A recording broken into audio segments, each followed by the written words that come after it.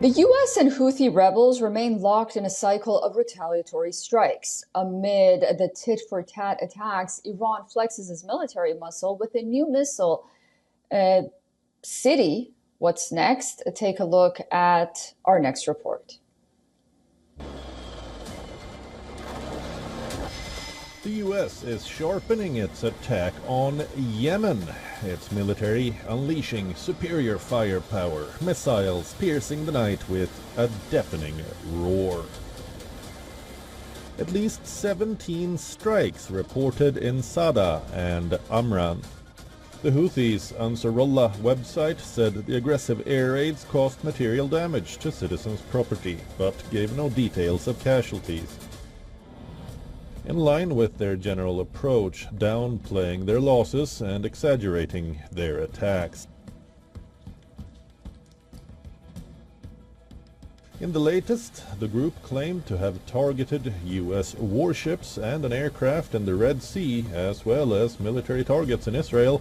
The group's spokesperson, Yahya Sarriah, said in the televised statement that their missile forces, drone air force and naval forces carried out a joint military operation, targeting the warships in the Red Sea, including U.S. aircraft carrier USS Harry Truman.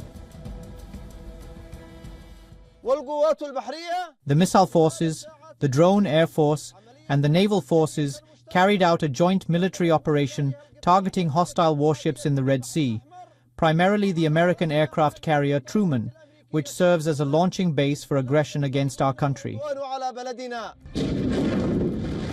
The Houthi missiles are also streaking across the skies of Israel.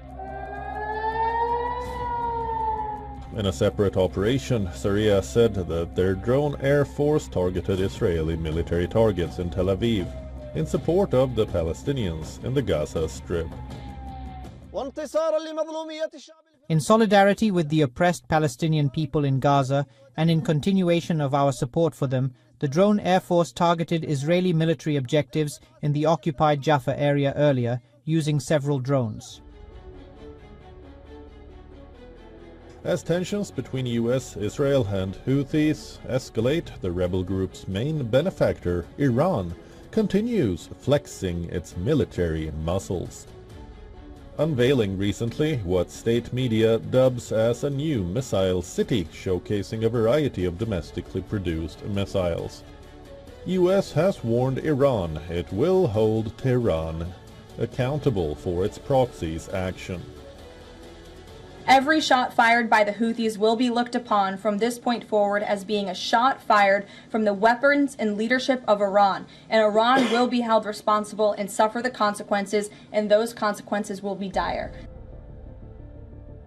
In reply, Iran's supreme leader Khamenei called out what it called US's big mistake of calling regional resistance centers Iranian proxies. He said they act on their own motivation, and counter-threatened if the US or anyone else commits any malicious act against Iran, they will receive a severe blow.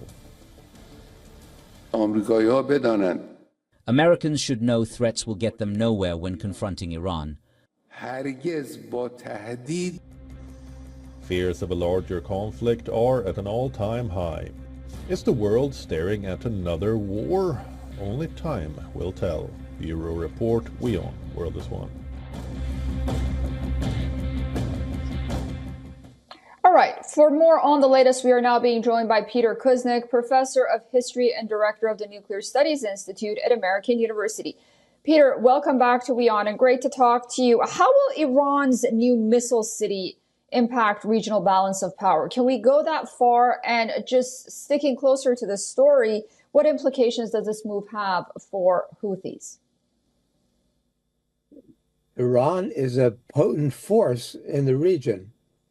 Iran has defensive capabilities and offensive capabilities.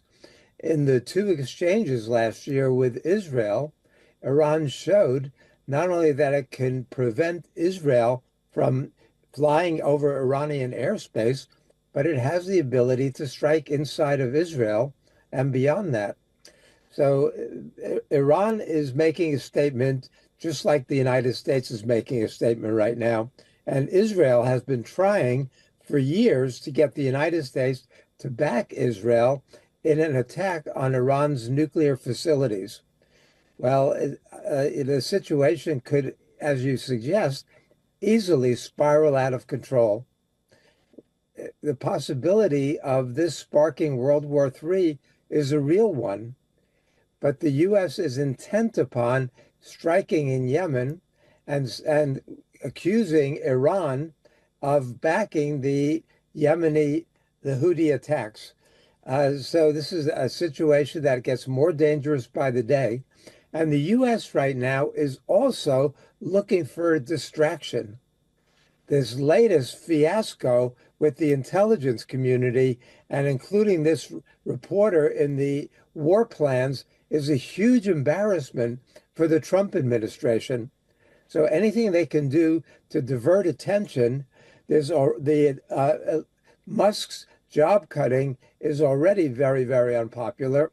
And Trump wants to somehow push through this enormous tax cut for America's billionaires while cutting social services for the poor. So what Trump wants to do is distract attention away from his unpopular policies and incompetent policies in the United States by opening up another front, now with the Houthis, but potentially with Iran. And that could lead to World War III. That is a very, very dangerous scenario.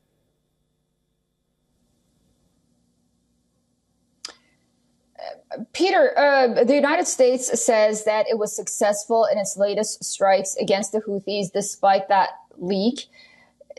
Do you think that the United States will be able to deter the Houthis in that region and ultimately move on from this fighting that's erupted, that's affecting not only geopolitical aspects of the situation, but also shipping lines and whatnot? The Houthis are a unique phenomenon. They managed to persevere against years of Saudi attacks backed by the United States.